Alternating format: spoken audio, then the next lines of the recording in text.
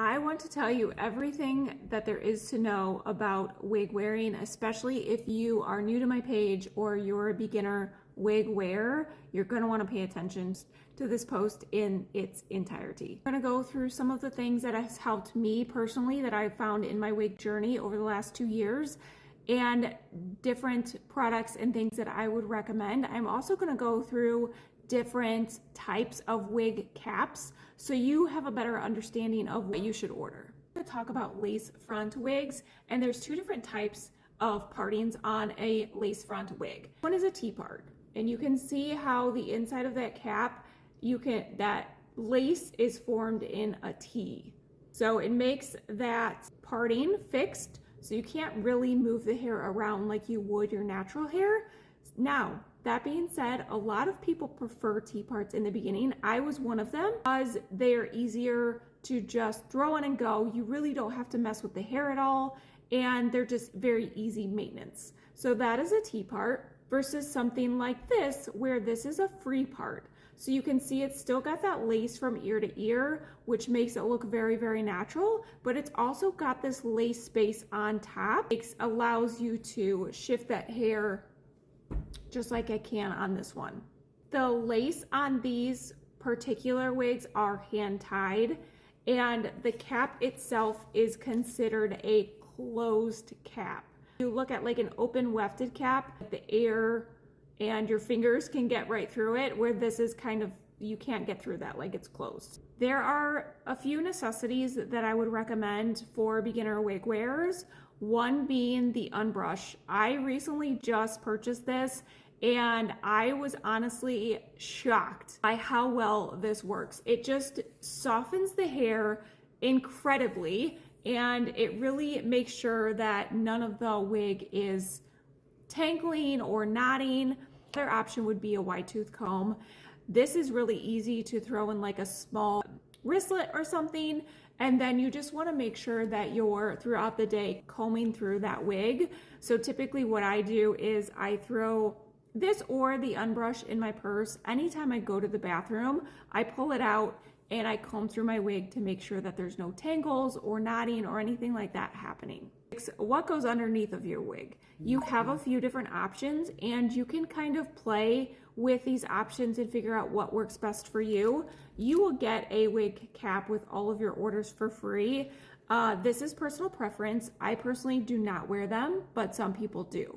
You're gonna wanna get a wig grip. So there's 2 different types. There's the silicone wig grip, and then there is the velvet wig grip. Now, I personally like the velvet wig grip myself. I have found it to be comfortable. Because I have bio hair, this silicone tends to feel like it's ripping my hair out. This is a great option though for those who don't have hair. Great option for those with hair, without hair. Again, it is all personal preference. Do what feels best for you. Let's get into a few products that I recommend. One being the Silkening Mist. Now, this is really great in particular for those curly wigs. So if the curls start to get unruly or frizzy, you can put a little bit of this in your hand. A little bit goes a long way, and rub it through your hands and then finger through your curls, and it really helps define those curls and kind of bring them back to life. I love this stuff. I would recommend it 10 out of 10. Other thing that I would recommend, and my friend Shannon actually just turned me on to this is the dry shampoo by Dry Bar, and I will tell you, it smells amazing, and it really does help prevent a lot of the knots. And dry shampoo can also be used to dull the shine in your wigs. So recommended, again, something I use and something I love.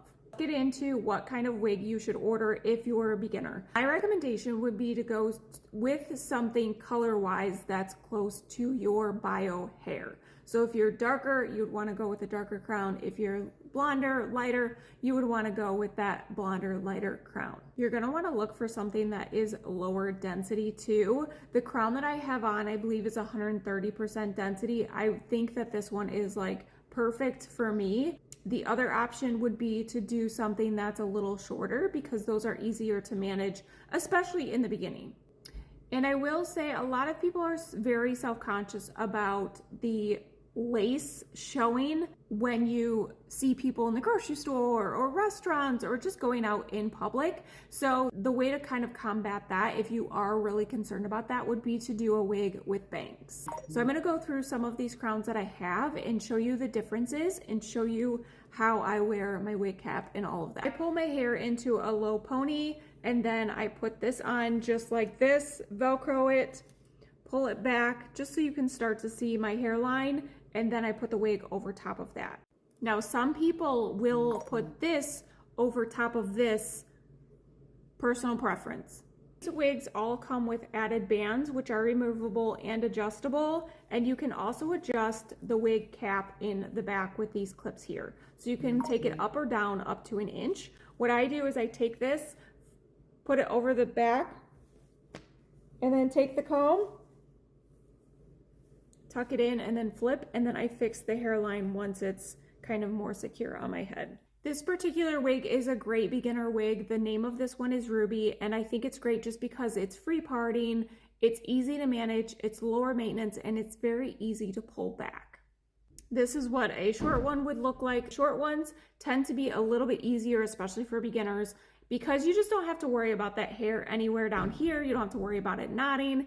It's just very easy peasy. I'm not a bang person, but if you are somebody that is, like I said, worried about that hairline and that lace showing, you could do this option with bangs.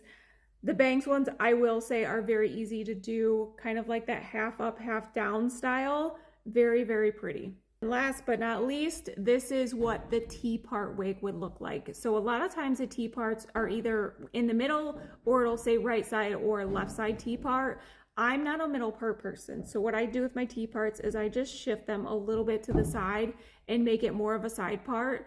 But the T-parts are very, very easy. They're user-friendly. They're beginner-friendly.